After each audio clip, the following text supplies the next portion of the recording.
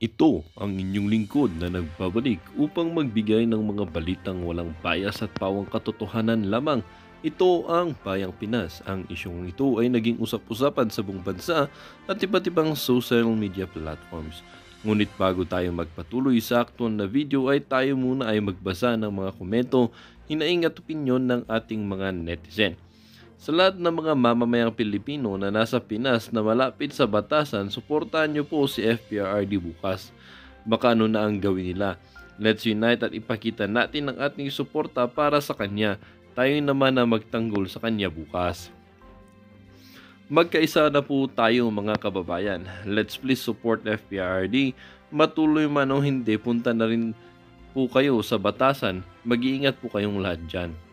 Excited ako mapanood. Go go go Tatay Digong. Madami kaming susuporta sa iyo lalo na sa mga OFW. Taas no kami na ikaw ang presidente namin. Walang kapantay kaya love na love ka namin. I'm ready to tune in for the Senate hearing ho. Let's support PRD. Sana open ang tuwad ko ang kanilang comment section para alam nila kung gaano karami ang supporters ni PRD. Sa mga nakaupo sa gobyerno, sana po'y maglaan kayo ng oras para libutin ang mga ospital at tingnan kung ano ang mga kailangan nila. Kaming mga mahihirap ay madalas napipilitang pumunta sa mga pribadong ospital dahil kulang ang mga kagamitan sa mga pampublikong ospital. Maawa naman po kayo sa amin. Hindi po lahat may kakayahan na kagaya ninyo na mababayaran ang lahat ng gastusin. Hindi talaga nagpatinag si Tatay Diggs sa cancel ng hearing ng tuwad ko. Dahil ululuto pa lang nila ang mga script or fake witness, titingnan natin mamaya. Labas kababayan, please support Tatay Diggs. Well, para nga sa kabuang detalye at impormasyon ay panoorin na lamang ang buong video. At salamat na rin sa ating mga solid viewers sa walang sawang pagsuporta. At kung bago naman sa ating channel ay syempre huwag kakalimutan mag-subscribe, pindutin ang notification bell, piliin na rin ang all upang laging maging updated sa mga balitang bago, totoo at walang bias. Dito sa channel ng Bayan, ang Bayang Pinas. Huwag din pong kakalimutan mag-iwan ng like at i-share ang ating mga videos. Muli po mga kaibigan, maraming salamat and God bless.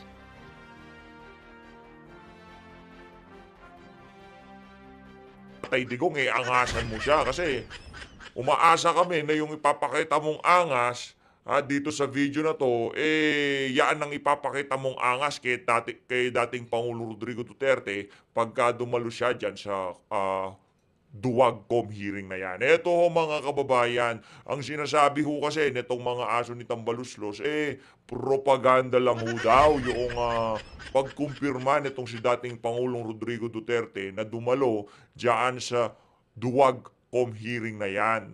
Dapat ho bukas. Ang sinasabi ho nila, kesyo nabalitaan lang daw ni Tatay Diggs na kansilado kaya lumakas ang loob niya na magkumpirma na dumalo dyan sa naturang pagtingin na yan. Ang problema ho, ang mga ebidensya hindi ho sinusuportahan ng mga claim nitong mga aso ni Tamba. Lalong-lalo na ho itong claim ni Boy Viva Max. Itong si Boy Viva Max ho kasi masyado na rin ho talagang pabibo yan dyan sa House of Representatives. Pero sa bagay sir, balita ko mababa daw ho kayo sa survey dyan sa Laguna. Sa bagay, no, kahit na hindi na ho kayo congressman, meron hong Viva Max na maghihintay sa inyo. Sigurado, 100% dating congressman, ngayon Viva Max actor na, di ba? Napakatindi ho nun, panigurado, patok ho yan sa takilya. Kahit hindi tayo nanonood ng mga ganyang klaseng pelikula, pagkayang si Boy Viva Max ang naging artista dyan, hindi pa rin ho tayo manunood yan, no? Yak, no? Maliban na lang kung si Ivana Alawi ang kanyang magiging leading lady, di ba? Ibang usapan po yun. Baka posibleng manood tayo. Pero yung si Boy Viva Max at kung sino-sinong ipaparis dyan, di tayo manunood. Eto mga kababayan, makikita ho natin, noon pa ho palang linggo, November 10, dumating itong si dating Pangulong Rodrigo Duterte diyan sa Manila. Kaya naman, yung banat nito mga aso ni Tamba na to, wala hong katotohanan na propaganda lamang. mga banat ni Tatay Digong, nadadalo siya diyan sa TWAD committee hearing na yan. Eto ho mga kababayan, pakinggan ho natin, makibalita ho tayo dito kay dating Presidential Legal Counsel Secretary Salvador Panelo kung ano na nga ba ang ano diyan, ano na nga ba ang mga aasahan natin bukas. Kung sakaling dumating itong si dating Pangulo Rodrigo Duterte diyan sa Batasan Complex. Eto ho, pakinggan ho natin itong mga kababayan. Ready na kaming makinig. Naku, ready na rin ho kami dito. Excited po kami. Naku po, maraming Excited excited ako talaga. Okay. O ito ang announcement. Oh. Yun, announcement. Kausap ko lang mo si Presidente Duterte. Naku. Just Meron ho talagang direct line tong si Attorney Panelo kay Tatay Diggs. No? Ikaw ba naman ang abisuhan na Sal? Ikaw maging abogado ko irepresenta mo ako dyan sa House of Representatives. Talagang, ano ho sila, close ho talaga sila, close. siguro mga 10 minutes ago. 10 minutes ago. Okay? At sinabi niya ho sa akin na tuloy ang pagpunta namin sa No. Batasang Pambansa bukas. O, paano ba yan? Di magkikita-kita ko tayo dyan sa Batasan Complex. Magkakapicture-picture tayo dyan kay Tatay Digong. Para dun sa mga kababayan nating malapit dyan sa Batasan Complex, maghanda-handa na po kayo, no? Kung wala rin naman ho kayong gagawin bukas, punta ho tayo dyan sa Batasan Complex para magpakita ng solidong suporta dyan kay dating Pangulong Rodrigo Duterte. At ang reason, kahit na hindi tuloy, upang ipakita sa mga miyembro ng Kongreso na may isa siyang salita nung siya ay nangako na darating, dumating siya. Siya ay handa ng umarap sa Quad Committee. Nandito siya ngayon. Kung hindi sila handa, hindi niya na ako kasalanan yon. Correct. Kasi mga parinig sa kanya parang mali naman dahil sinasabi takot daw siya, may tinatago daw siya, kaya ayaw niyang pumunta. Kaya para pasinungalingan ang lahat na yan, dumating ho siya kahapon pa. Kahapon pa pala ho, nandyan na si Tatay Diggs. No? Tapos sasabihin nitong mga ano na to, base dito sa ticket na to, November 10 pa ho O yan departure. November 10 p.m. na. Ibig sabihin, madaling araw siya natin. Ganun. Ibang klase, premium economy. Yan si Tatay Digong. Pagka sinabi niyang dadalo siya. Inimbitahan nyo, ganun ho talaga. Pagka iniimbitahan, dapat pumupunta, di ba? Ganun lang naman ho yan. Kaya sinasabi naman ho ng Quadco, nagpadala sila ng notice. Pero ang problema, kanino ba nila pinadala? Hindi ho natanggap ni Presidente Duterte. Dahil kung natanggap ni Presidente Duterte yan, hindi na siya nagpunta kahapon pa. Hindi po ba? Dahil sabi niya nga, napakagastos pumunta rito. Hindi lang naman ako mag-isa pumupunta rito. Siyempre, kasama ko yung aking staff, kasama ko yung mga masama yata siya. Ayan, bumalik na ulit. Ayun. Trying to reconnect now Anyway, kaya sabi niya, since nandito na rin lang ako, pupuntahan ko na lang sila bukas. Ayun. Para sabihin sa kanila na ako naka-ready naman anytime gusto nila. At hihingi ako sa kanila ng schedule. Kung gusto nyo, bigyan nyo ako ng 10 araw para hindi na ako pabalik-balik dito. Kahit na kailan. Nandito na rin lang ako, ituloy-tuloy na natin. Kasi ang mahirap po, kung i-reschedule na naman nila sa 21, hindi ko natin alam, baka may inuoha na si Presidente Duterte na lakad. O kaya naman, baka yung mga araw na yon, baka meron siyang schedule sa doktor. Correct. O sa dentist. Kasi ang problema ho dito sa mga taga-Quad Committee na to, pagka nagbigay ho sila ng date, dapat sundin yan. Walang konsiderasyon. Pagka nagpunta ho itong si dating Pangulong Rodrigo, hindi nakapunta itong si Tatay Digong sa anumang kadahilanan, hindi ho nila tinatanggap yan. Dapat pag nagbigay sila ng date, sila ang kahit na meron ka pang prior commitment, wala ho silang pakialam doon. Dapat ikansila mo lahat yan, pagtuunan mo ng pansin yung kanilang kinakandak na duwag quadcom hearing Basta, ka nga. alam niyo, mahirap kumuha ng mga appointments ngayon. Kahit ka pa dating presidente, kung may mga nauna, kailangan magbigay ka bilang paggalang. Kaya sabi niya, para pupunta ako doon, maliban sa pinapakita ko na ako'y may isang salita at hindi ako natatakot kahit kanino at wala akong tinatago, darating ako bukas. Yan ang Kung mga pwede sila sinasabi. bukas, pwede rin ako. Kung hindi naman sila pwede, di pag-usapan namin kung kailan pwede sila at kung kailan pwede ako. Kasi baka pwede na naman sila, hindi naman ako pwede. Pwede ako, hindi naman sila pwede. Kaya kailangan mutual para walang sisihan at walang miscommunication. Iyon ang problema dyan mga kababayan. Kasi kung sakaling maging pwede itong si Tatay Digong, tapos itong mga, ano na to, itong Quadcom na naman, hindi na naman pwede, o for example, pwede itong Quadcom, itong si Tatay Digong, merong prior commitment, sasabihin na naman, nagtatago na naman siya. Sisigaw-sigaw na naman si Paduano dyan. Diba? Yun yung nakakalungkot dito yung sisigaw-sigawan nila yung si Tatay Digong, wala naman siya doon. Naglulukuhan? Paano naglulukuhan? Ngayon sinabi niyang pupunta siya dyan sa November 13th hearing, di naman, kinansilan nyo naman. Ang tanong ho dito mga kababayan, i-comment nyo ho sa baba. Sa tingin nyo ho ba, kung sino ho bang may diferensya sa dalawang yan? Ito ho ba si Tatay Digong o itong mga taga-Quadcom na to? Pero base ho sa ating nakikita, ang may problema dito, hindi na ho si Tatay Digong. Ang problema na ho dito, ang Quadcom na. Diba meron silang 20,000 question kay Tatay Diggs? Ngayon nila itanong yung 20,000 questions na yan. Diba? Bumibida yung si Dan Fernandez. O nakahanda na pala yung 20,000 question mo, Brad. Nandyan na si Tatay Digong. Tanong mo na yung 20,000 question mo. Ganun lang naman yun. O kaya, pupunta kami ni Presidente Duterte doon bukas. Ayun. At kani-kanina lang kausap ko siya kasi meron ng mga nagte-text sa akin na hindi raw tuloy ang pagpunta niya. Hindi ho, yun ang sinabi ni Presidente. Kaya yun naman ang sinasabi ko. So, kaya as of this time, unless na baguhin niya ang desisyon niya, pupunta ho kami doon bukas ng umaga. Sabi niyo, mga alas 10 kami pupunta.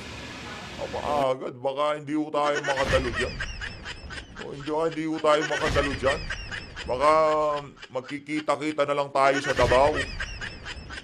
Matagal na ho nating pangarap yun.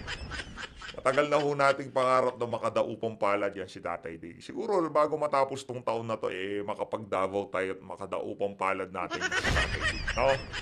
Excited na rin ho tayo ano na ho yan, kumbaga, hindi lang ho tayo nagkakaroon ng pagkakataon na makadalaw dyan sa Davao. Pero hindi ho matatapos tong taon na to at makikita natin yung mga personalidad na gusto nating i-meet dyan sa Davao City. Yan ang sinabi niya.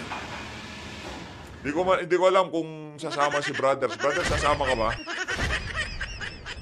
Busy ngayon si Brothers. Ngayon. Busy. Siyempre, nakakantsawan ngayon yung Quad Committee. Katunayan nga, ang kantsaw sa kanila ngayon, dati ang tawag sa kanila, Wadcom. Correct. Ngayon daw, hindi na Wadcom. Duwagkong na. Duwadcom. Pero sa akin naman hindi naman siguro. Baka ang problema lang yung dalawang miyembro sa kanila, masyado silang mainit. Gaya nitong isang dating bombastar na naging kongresista. Di ba? Yan nga sinasabi ko. Di ba? Meron nga ho siyang 20,000 question Ang init ng dating niya nung huling hearing. Ngayon, nandyan na si Tatay Digong. Kahit dyan lang sa kubol, pwede na tayo magtanungan dyan. Kahit sa ilalim lang ng puno, di ba? Atty. Panelo, mag-set up kayo ng mic, tanungan na tayo dyan. Huwag na natin ipasok sa House of Representatives. Tanungin nyo na si Tatay Diggs. Ganun lang naman ho yan Di ba? Ganun lang naman ho gusto nilang mangyari. Kaya kahit yan lang si yung si Bombastar, wala tayong problema dyan. Si Boy Viva Max, wala tayong problema dyan. No? Sa bagay, kung sakaling di siya manalong pagka-governor, madami ho siyang pwedeng pasukang trabaho. Endorser ng robas. Pwede ho siya dyan. Sa Viva Max, pwede siya dyan. Madami siyang pwedeng, madami. Sinasabi niya, porket kinancel namin, darating ka. Tingnan nyo naman yung ganyang mga pakangatwiran. Kayo na nga ang pinuntahan. Naging magalang na sa inyo. Kahit na ayaw niya sana pumunta dahil wala naman siyang dadagdag pa. Pero dahil mapilit kayo at nangangantyaw pa kayo at pinapalathala nyo pa na ako'y takot at ako'y may tinatago, para mapasinungalingan lahat. Kaya nandito ako. Kaya pupunta ko kayo bukas.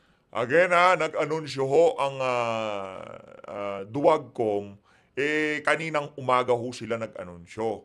Wala silang isinend na notice doon sa mga inimbitahan nila. Dito sa dito sa November 13 hearing, wala hong natanggap si Tatay Digong na notice kasi sinasabi nila nagbigay daw sila ng notice. Nasaan yung kay Tatay Diggs? 'Di ba? Ganun lang naman ho yan eh.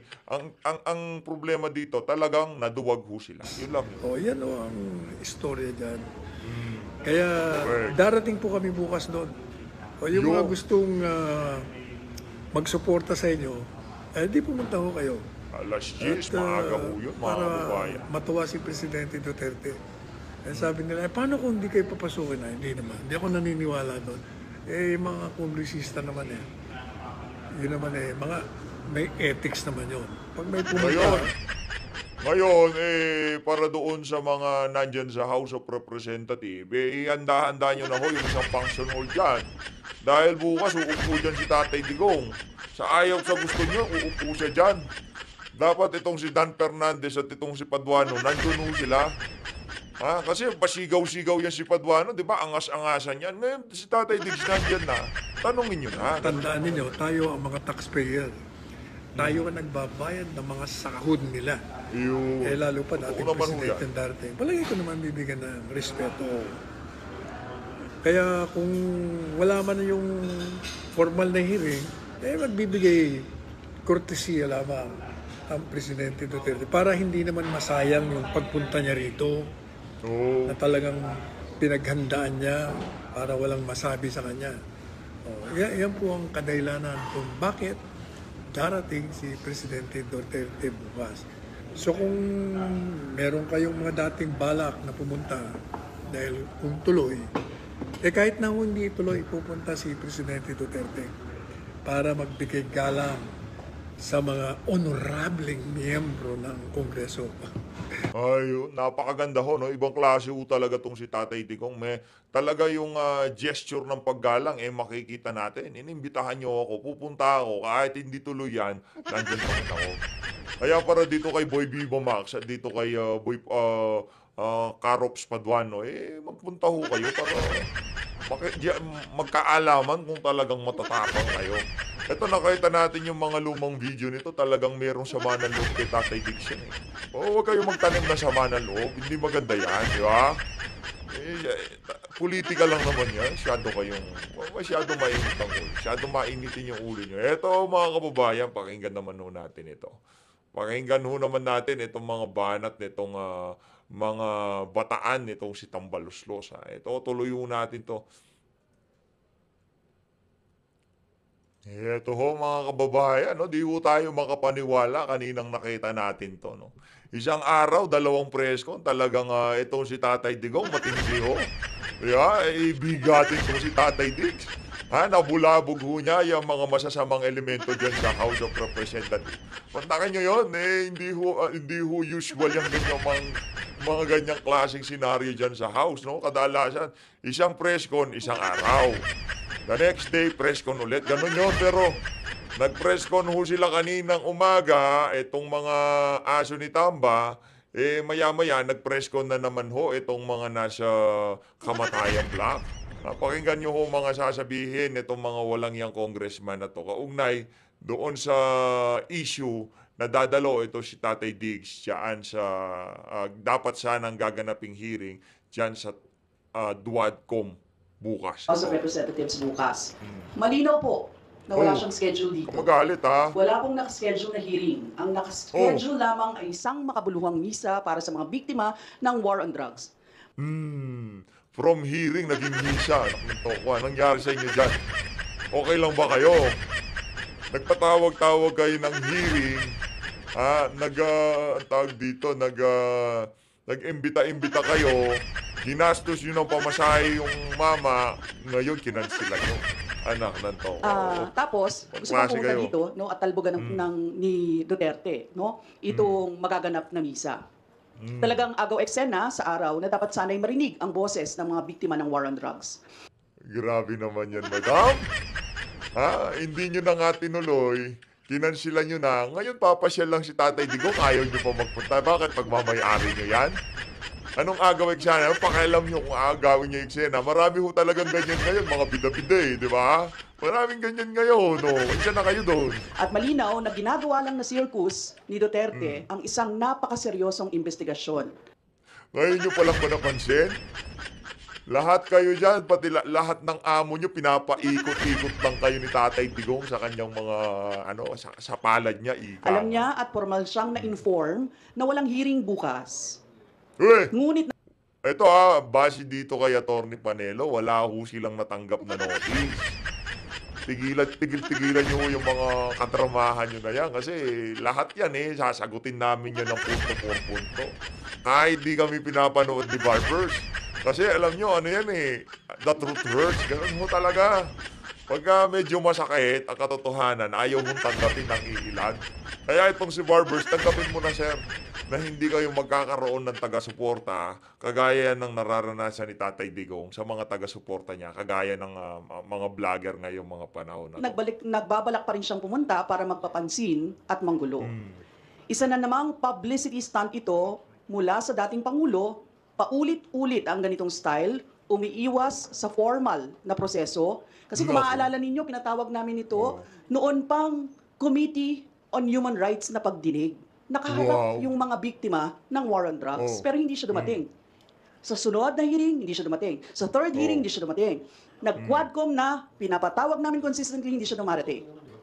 So, tapos ngayon, ganito po yung gusto. No? What's your point? Gusto niyang paulit-ulit yung ganitong style, umiiwas sa formal process, nagpapakita sa media para kontrolin yung naratibo. Gusto niyang palabas. Wow! Pambihira naman kayo.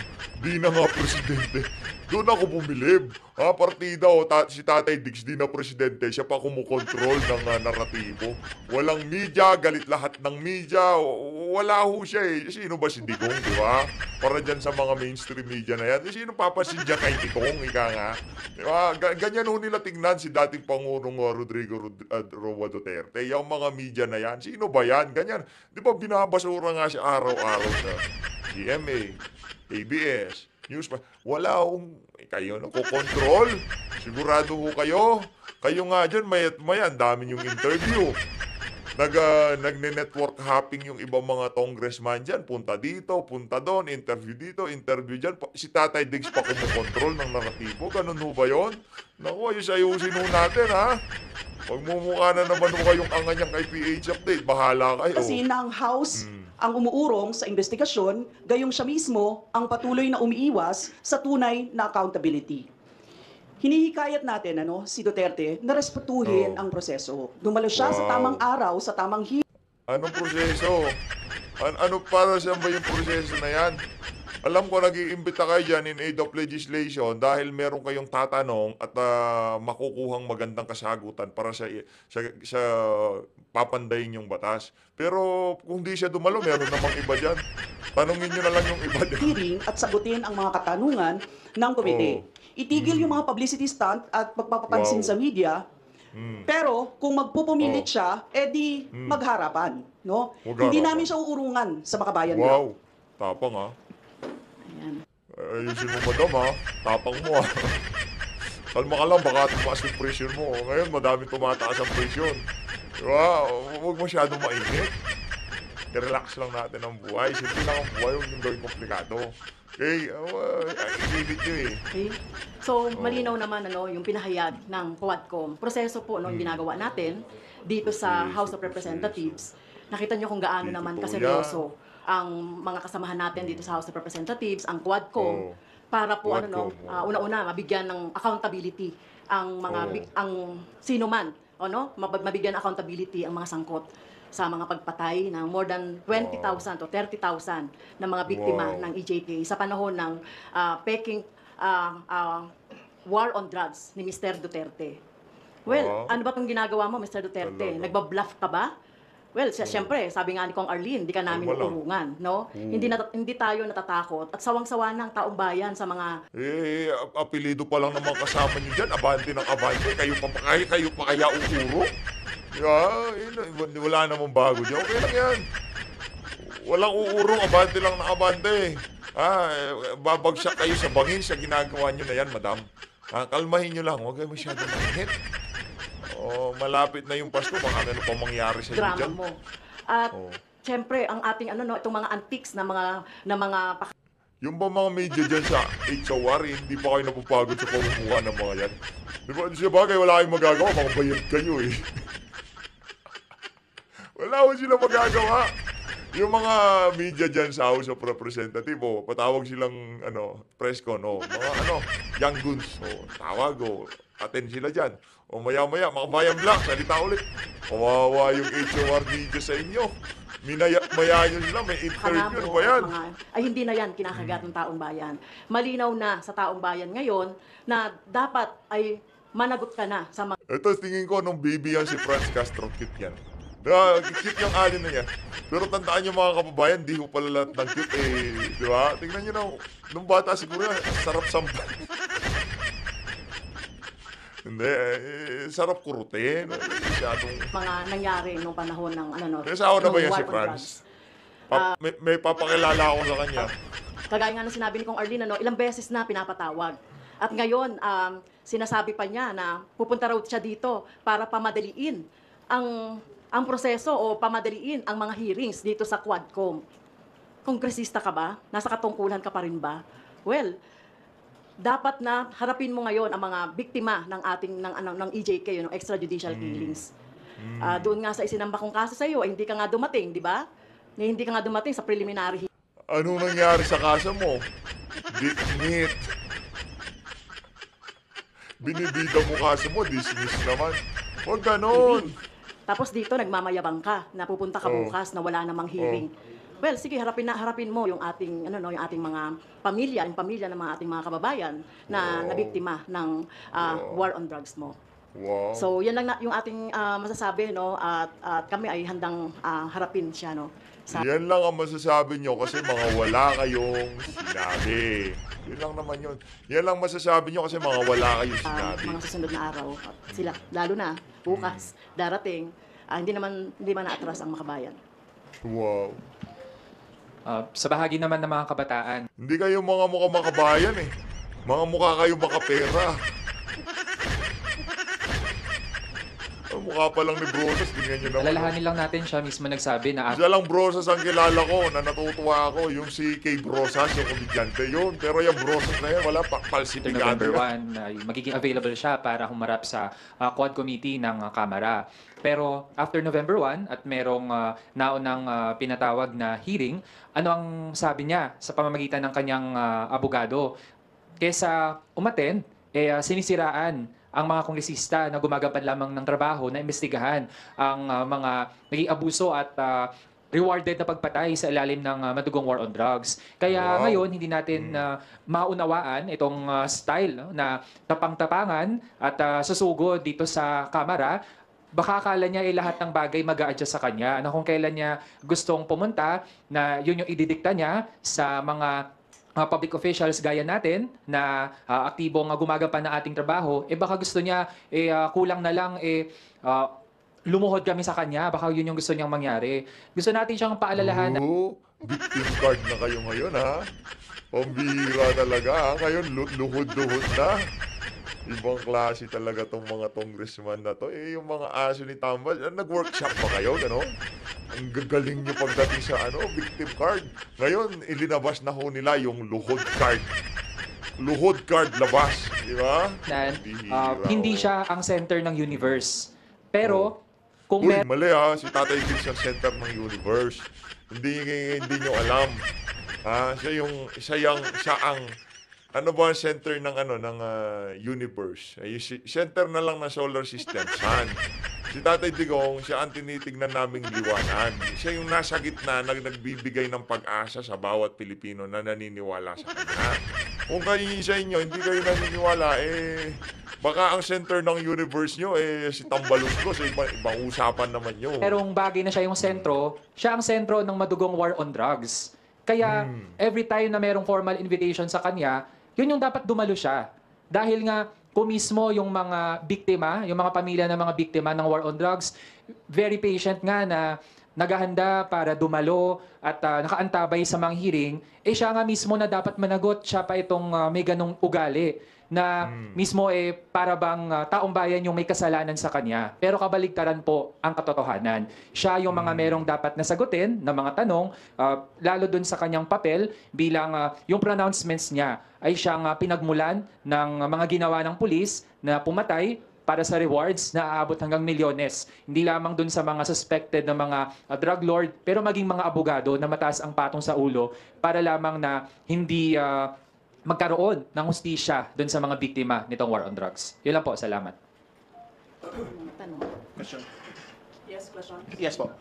Good afternoon po. Good afternoon. Kasi sabi nga ni Secretary Panelo na parang he's ready to do a 10-day hearing, marathon hearing ng Quadcom. Ano masabi niyo po doon sa threat ni Panelo na mag-hold down ng hearing ng 10 days? And of course darating ang former president, not only si Panelo but also his supporters, his rabid fans. So, and of course baka magharap-harap kayo doon. So, what can we expect doon sa inyong magiging harapan with his fans, bloggers, whatever? Sa bahagi natin, sa totoo lang, given ang naging performance ng mga mababatas sa masinsing pag-iimbestiga, sa totoo lang kung mag-extend pa ng ilang araw, kaya naman natin yun. Ang tanong, si dating Pangulong Rodrigo Duterte, kaya ba niya? Actually, gusto natin ibalik sa kanya yung tanong. Kasi if we recall dun sa Senado, ano ba yung nangyari? Nung hindi na siya makasagot dun sa tanong ng isang senador, siya mismo ay nanghingi ng suspension ng investigasyon para muna ay makapag-break siya dun sa intense na mga pagtatanong.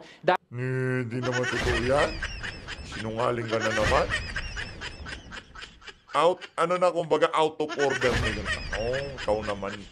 Kasi ikaw bata ka pa eh. Kaya hindi na sa Senado kasi merong order doon. Yung tipong sumusunod sila sa rules.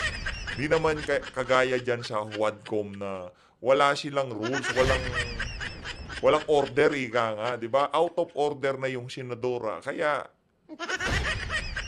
pinukpok yung martilyo. Ganon yun. Dahil siguro, kung hindi siya magmumura, konti lang naman talaga yung masasabi niya. Kahit na sa totoo, siya yung maraming dapat ipaliwanag. Naku. First of all, siguro linawin natin yung... Yan, linawin natin si attorney niya, si Sal Panelo, no? Pero hindi naman siya si Duterte. So, dapat siguro marinig natin mismo kay Duterte, ano yung sinasabi niya. Kasi pwedeng kung ano-ano sinasabi niya, hindi natin alam kung alin doon yung totoo at hindi. So kailangan humarap siya, sabihin niya sa atin, sabihin niya sa taong bayan, pupunta siya. Kailan siya pupunta? Anong gagawin niya? 'Di ba? So yun yung ano. At hindi kami gusto lang namin sabihin, no, na yung mga sa Senado nga nung humarap doon, meron din siyang mga supporters na nandoon. Meron din siyang, but on the other hand, napakarami ng mga nagpunta doon na nagprotesta. So, ibig sabihin, ito, mga ano niya lang ito, mga minions niya ito. At nakahanda naman ang lahat, kahit nga ang mga biktima ng war on drugs at biktima ng mga human... Sige lang, iarero niyo sila. Siguraduhin niyo, pagka pinagtatanong namin yung mga yan, makasagot sila ng maayos, ha? Baka kaya lang sumagot ng mga yan dyan sa loob ng hearing. Diba? Pero sa labas, di makasagot yung mga rights yan. violations, nakahandang sagutin siya. So, nakahandang humarap sa kanya. So, yun lang yung gusto kong sabihin, ano, hindi na bago na nagkaroon ng mga ganyan, nandiyan yung supporters, etc., mga kung ano-ano. Kasi, at konti na lang yun, sa totoo lang. Nung nakita naman namin, nung Senate hearing, konti yung kanyang mga kasamahan. Napaka namin nun, yung siguro, vloggers, no? Kaya naman ganyan, at saka trollers siguro. Pero yung... Di pa nga ako nagpunta nun eh. Dami pa di nagpunta nun eh. Uy mo naman, madam, ilan pa nga lang nagpunta, sino mga nandun? Sila Bisdak, yung third floor, sila, si brother wala dun eh. Sino pa ba? Yung yung pangalan to, si Boss Dada, yung si Jay Guevara, ilan pa lang naman yun eh. Wala pa nga yung mga, madaming vlogger talaga na taga-suporta kay Tatay Digong. Hindi pa nga tayo nagpunta eh. Dami pa hindi nagpunta, oo. Uwi niyo naman, madam. Madami. Konti pa yun. Paano pagka dumalo lahat? Yun pa lang ang madami.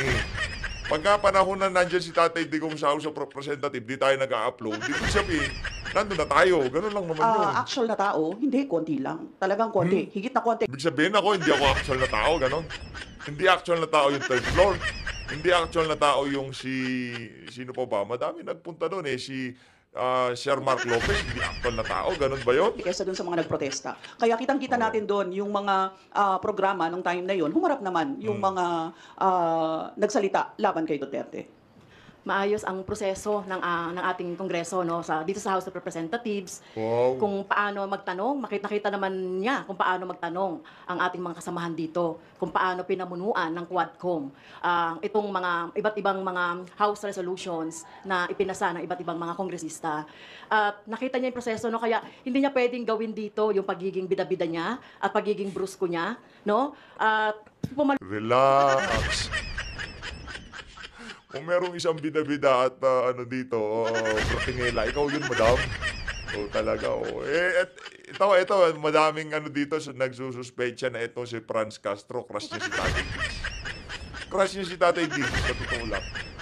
Walang ginawa yun sa buhay niya, kundi banatan si Tatay Diggs sa tabunin siya si dati doon Pangulong sa Duterte. doon sa aming rules na katulad din naman na ginagawa ng ating mga biktima ng mga kamag-anak ng mga biktima ng war on drugs. Ang hirap kaya na magsalita at ikwento yung mga nangyari sa yung kamag-anakan. So mahirap itong ginagawa ng ating mga biktima, yung ating mga kamag-anak ng mga biktima ng EJK. Wala nang hihigit doon na sa sakripisyo na ginagawa ng ating mga biktima. Kaya so hinahawan namin siya kung talagang ready siya by tomorrow, ready rin kaming harapin siya tomorrow, yung ating yung makabayan para iharap din at sagutin niya yung mga Hindi nga kayo makabayan, makapera kayo. Hindi kayo dapat makapera black. Ayan. nung ating mga kamag-anak ng mga biktima ng EJK.